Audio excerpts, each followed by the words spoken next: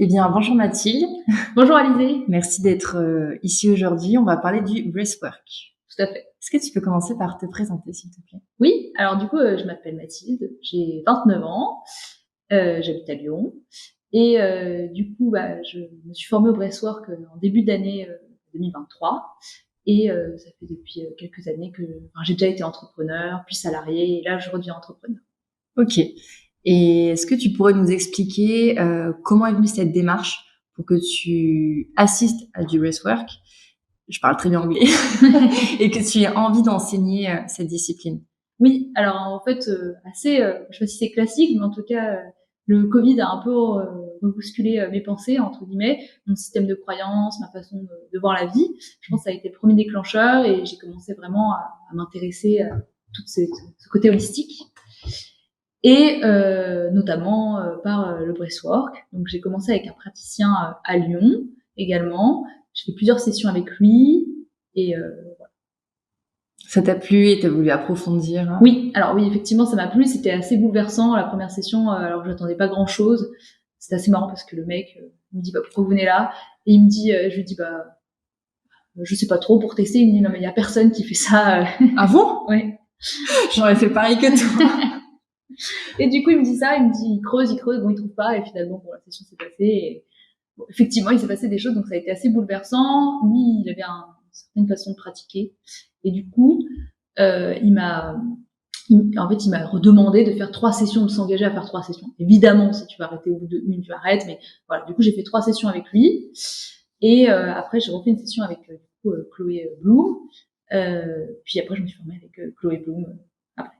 Ok, d'accord. Donc, merci pour cette présentation. Est-ce que tu pourrais maintenant rentrer un peu plus dans le détail? Qu'est-ce que c'est que le breathwork? Oui, alors, donc le breathwork, littéralement, le travail par la respiration. Donc, il y a beaucoup de choses dedans. Donc, il va y avoir on peut inclure les pranayama, la respiration, la méditation, la cohérence cardiaque. Okay. Enfin, on peut inclure tout ce qu'on veut qui nécessite de la respiration. Mais moi, ce que je pratique et les expériences dont je parle, c'est le breathwork somatique ou le breathwork rebirth. On a aussi de l'holotropique, mais ça, je n'ai jamais fait et je ne pratique pas. Et en fait, c'est de la libération émotionnelle par la respiration. On va respirer par la bouche et une certaine respiration avec de la musique et du coup quelqu'un qui facilite la respiration pour emmener dans un état de conscience modifié. Cet état de conscience modifié va mettre un peu le cerveau en off. Évidemment, on est conscient, mais pas conscient. Un peu comme en hypnose. Ok. Et on va laisser la parole au corps. Et donc, du coup, faire remonter les émotions. Donc, ça peut être des émotions agréables, désagréables. Tout dépend de ce qu'on a besoin de libérer et de ce qu'on est venu un peu libérer ce jour-là. Ok, on peut choisir ce qu'on veut libérer ou ça vient comme ça vient? Alors, on peut poser une intention. Souvent, moi, je demande de poser une intention. Enfin, je propose, évidemment, pas d'obligation. Mais souvent, on choisit pas, justement, c'est le corps qui va choisir ce qu'il a besoin de libérer. Donc, parfois, on sait ce qu'on libère, parfois, on sait pas ce qu'on libère, mais dans tous les cas, on libère. Ok, d'accord. Et comment se déroule une séance? Ça dure combien de temps? Est-ce qu'il y a plusieurs phases dans la séance? Tout à fait, oui. Alors, du coup, une séance, ça dure environ 2h30, 3 heures, ça va dépendre. C'est intense. Oui. Ouais. On fait pas ça toutes les semaines. C'est pas comme un cours de yoga ou une méditation, on peut le faire tous les jours. Un breathwork, le premier, on va faire, il faut au moins attendre 3 semaines, 1 mois pour en faire un second. Donc voilà, c'est pas non plus quelque chose qu'on va faire tous les jours. Ok. Du coup, une session de breathwork. Donc, du coup, moi, j'ai été formée par Chloé Bloom, donc c'est une session ELI, donc expansion, libération, intégration. Et une session va se dérouler en 3 phases. Donc, il va y avoir une phase d'accueil, d'explication, rappel des contre-indications, je le préciserai, mais c'est très important, le breathwork, on fait pas ça n'importe comment, ni à n'importe quel moment, il y a une petite préparation. Mais il y a aussi surtout des contre-indications qu'il faut respecter. Donc voilà, on remet le cadre, on répond aux questions, on explique un peu tout comment ça va se dérouler. On rassure en fait les ouais, gens on rassure, on explique. On pose le contexte. Exactement. On met un cadre, on accueille, on discute, on peut boire une petite tisane, infusion qui va faciliter le travail après. Ok. Voilà. D'accord. Après, du coup, il va y avoir la respiration. Donc, ça va être le plus gros cadre. Donc, la respiration, c'est entre 45 minutes et 1 heure. Donc, c'est quand même assez long, mais ça passe très vite quand on respire, quand on facilite d'ailleurs aussi. Okay. Et la respiration avec de la musique, une playlist que j'ai réalisée et qui va permettre de faire le chemin. En fait, la musique, ça permet de respirer sur le... Non, c'est une respiration qui va plutôt te aider à passer dans l'état de conscience modifié. Ok. C'est des musiques qui sont assez énergiques, un peu de trance. Ah, j'aurais pas cru, j'aurais pensé que c'est des musiques relaxantes. Non, c'est pas très relaxant en vrai soir. Enfin, t'es relaxé après, mais en fait, ça va être ça va être assez challengeant. En fait, ça va vraiment dépendre de soi. Il y a des expériences qui sont très douces, très énergiques, d'autres très très très difficiles avec des pleurs, des cris, de la colère qui ressort. Enfin, ça va vraiment dépendre de soi et de ce qu'on vient travailler. Mais donc, c'est pas forcément très calme. On est allongé, on est calme, on peut bouger pendant la session, mais émotionnellement, c'est assez challengeant. Ok. Et la troisième étape? Oui, la troisième étape, évidemment. Du coup, c'est une phase de retour au calme. Donc, du coup, il va y avoir d'abord un petit bain sonore. Donc là, on va plutôt passer sur des musiques plus douces, plus tranquillisantes. On peut jouer des instruments. J'ai acheté une flûte, mais je joue pas encore très bien. Voilà, mais des bâtons de pluie. Des bâtons de pluie? Oui. C'est un bâton qui fait un bruit très agréable. Et tu t'en sers comment? Je te montrerai si tu veux, mais en fait, c'est un bâton qui est assez grand, qui fait ça, et en fait, tu le tournes comme ça, juste, et ça fait des petites billes qui coulent, et ça fait un bruit un peu d'eau, tu vois, de pluie, du coup. Ok. Voilà, j'ai acheté une flûte, j'essaye d'en faire parce que c'est vraiment, ça change, ou sinon, je mets tout simplement des musiques, encore une fois, sur une playlist plus douce. Relaxante. C'est aussi un moment où je peux apporter un petit soin, avec un bol, ou des huiles essentielles sans toucher. Mais voilà, pour faire respirer des odeurs, pour apaiser, de l'eau de rose. Enfin, voilà, un peu tout un côté bain sonore, bain floral pour retour au calme. Après cette phase-là, donc les participants reprendre un peu conscience, se rasseoir, etc. Et là, on va pouvoir échanger. Donc le but c'est pas de faire une psychothérapie. Oui, j'allais te dire. Oui. Ouais.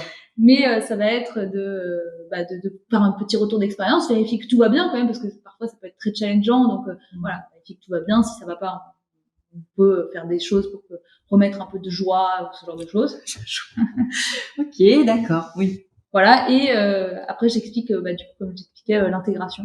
Parce qu'une session de breathwork, c'est une partie du travail, mais il va y avoir tous les jours qui suivent un processus d'intégration pour intégrer ce qui s'est passé. Et voilà. Ok. Et quels sont les bénéfices court terme et long terme? Alors, court terme, après une session de breathwork, souvent on se sent quand même bien. Pendant pas trop, ça dépend de ce qu'on vit, mais on se sent plus léger. On se sent plus léger, ouais. On se sent vraiment relaxé, un peu aussi dans les vapes, donc un peu dans les nuages, quoi. Donc voilà, souvent on se sent bien, les personnes sont souriantes, etc.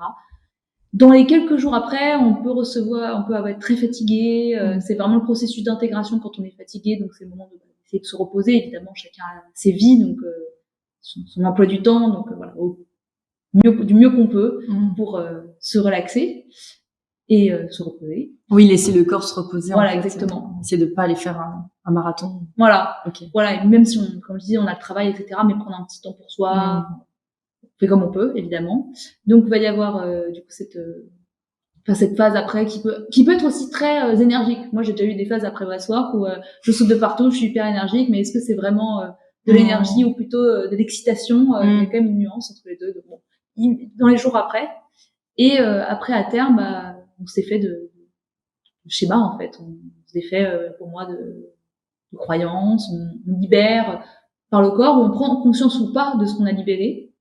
Enfin, moi, il y a des breathworks que je commence à comprendre ce que j'ai libéré. Il y a des breathworks où je suis jamais très sûre. Il y en a qui ont, après la session, ils savent ce qu'ils sont libérés. Moi, c'est pas mon cas, donc je peux pas trop parler de ça. Ouais. Et est-ce que c'est important parce que non, peut-être c'est pas si important. Non, ça fait toujours le travail. Ouais. C'est juste que on aime bien conscientiser, mettre des mots. Ouais. Je pense que c'est quand même intéressant parce que du coup, avoir conscience de ça, ça permet de l'ancrer et de s'en rendre compte. Mais c'est pas indispensable, et surtout si on n'a pas conscience comme moi qui n'est pas, c'est pour une raison en fait. Donc du coup c'est plutôt on aura conscience de ce qu'on a travaillé plus tard, en fait ça viendra plus tard à un moment là, mais dans tous les cas ça a travaillé au niveau inconscient, au niveau subtil, et si ça redescend pas au mental tout de suite, c'est pas important.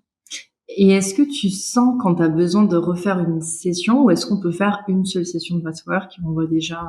Alors pour moi, c'est que mon avis, une session c'est très bien, c'est déjà pas mal, mais c'est pas suffisant. C'est le ddébut du travail. C'est le début du travail, c'est comme dire je suis allée faire une hypnose, j'en referai plus jamais.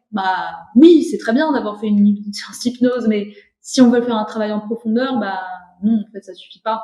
Donc ça dépend de ce qu'on recherche, ça dépend de ce qu'on a envie, ça dépend aussi de son budget évidemment, mais pour moi pour en faire quelques-unes et le plus pas le plus possible non plus, hein, c'est pas d'en faire tous les jours, mais plus on en fait, plus on libère et plus on se lâche aussi. En fait, c'est un travail constant. Voilà. Mais il y a aussi un truc, c'est que c'est quand même pas très commun comme respiration, c'est une respiration par la bouche, donc on n'a pas forcément l'habitude de respirer par la bouche.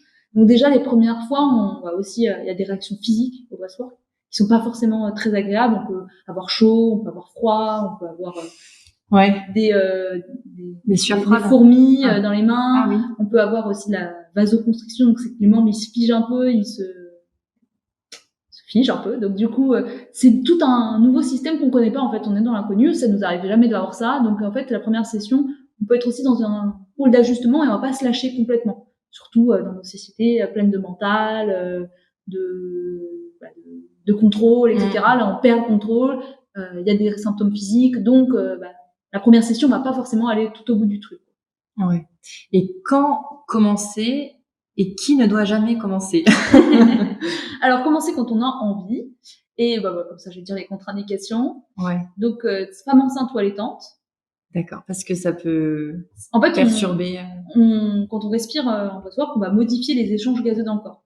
Okay. O2, CO2. Comme ça, tu respires. Ouais. T'as de l'O2 qui rentre, t'as de l'O2 qui sort. Et là, tu vas le faire par la bouche et tu vas faire une respiration pas naturelle. Et donc, du coup, ça va modifier ces échanges dans le corps. Donc, la respiration peut agir sur beaucoup de choses. Et donc, du coup, femme enceinte ou allaitante, ça peut agir sur le bébé, donc pas envie. Glaucome, c'est toujours pour un peu les mêmes raisons. Donc, diabète, asthme, si on a des crises sévères. Si on a déjà eu de l'asthme enfant, ça pose pas de problème. Mais pareil, on peut pas déclencher une crise d'asthme. Stress post-traumatique, mais pareil, c'est pas on est en dépression, on peut pas faire de breathwork, mais c'est vraiment le stress post-traumatique avec les symptômes de stress post-traumatique, donc être sur le qui-vive, ce genre de choses. Et puis il y a souvent des problèmes de respiration liés au stress post-traumatique, donc pareil, on peut pas agir là-dessus. AVC, chirurgie récente. Bon, c'est à peu près tout. C'est déjà pas mal. C'est déjà pas mal. Mais ok. Épilepsie, voilà, je savais que j'en ai oublié. Crise d'épilepsie. Ouais, parce que pareil, on peut déclencher une crise. C'est pas le but. Cancer aussi. Cancer? Oui. Parce que pareil, ça peut agir sur le traitement avec les étanches gazeux, donc pareil, on ne peut pas interférer. Quand on a un traitement contre le cancer, il faut pas faire de breathwork. Oui, quand même tout court, ça peut agir. Ah ouais, vu que ça agit au niveau des échanges gazeux, ça peut. Donc si. C'est trop clivant, ça peut agir. Donc je dis pas que si on fait un breathwork, ça va aggraver le cancer, c'est pas un symptôme de cause à effet, mais vaut mieux éviter parce que, moi en tout cas, je fais pas ce genre de choses. Et les mineurs aussi, les personnes mineures. D'accord. Parce que pareil, je pense qu'il y a un temps pour tout et. Oui, ouais. Ok.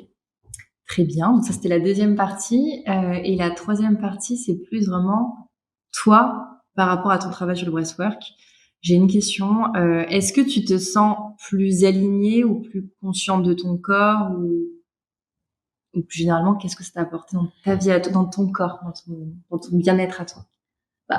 En fait, je fais beaucoup de choses. Donc après, qu'est-ce que c'est le breathwork, etc. Ce qui est sûr, c'est que le breathwork, ça a vraiment changé ma vie déjà parce que maintenant, je veux en faire mon métier. Donc t'es convaincue de la pratique. Voilà, je suis convaincue de la pratique. Ça a vraiment changé. Après, moi, je suis un rapport je suis très contrôlante, très mentale, très ce genre de choses. Donc, j'ai peu de clés sur ce qui se passe pendant mes sessions.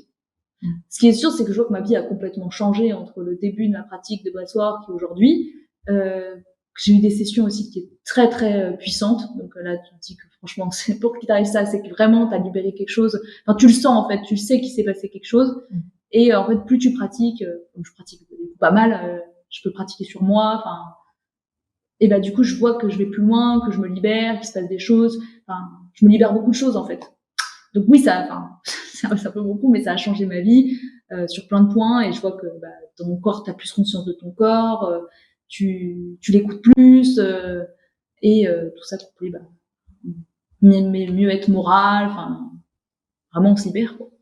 Parce que le corps il enregistre en fait tout ce qui se passe, tout l'émotionnel non vécu en fait quand on accumule au fil des années. Et en fait Puis après, tu peux avoir un tout petit événement et en fait, ça va déclencher en toi une grosse réaction parce Oui, que tu as exactement. accumulé toutes ces émotions et du coup, ta réaction est disproportionnée. Exactement. Bah, en fait, tu te libères de ça complètement, ou alors tu peux. En fait, tu te réajustes. Exactement. J'ai l'impression.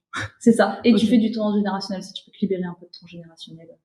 Enfin, pas qu'un peu. Donc, des mémoires placées Ouais.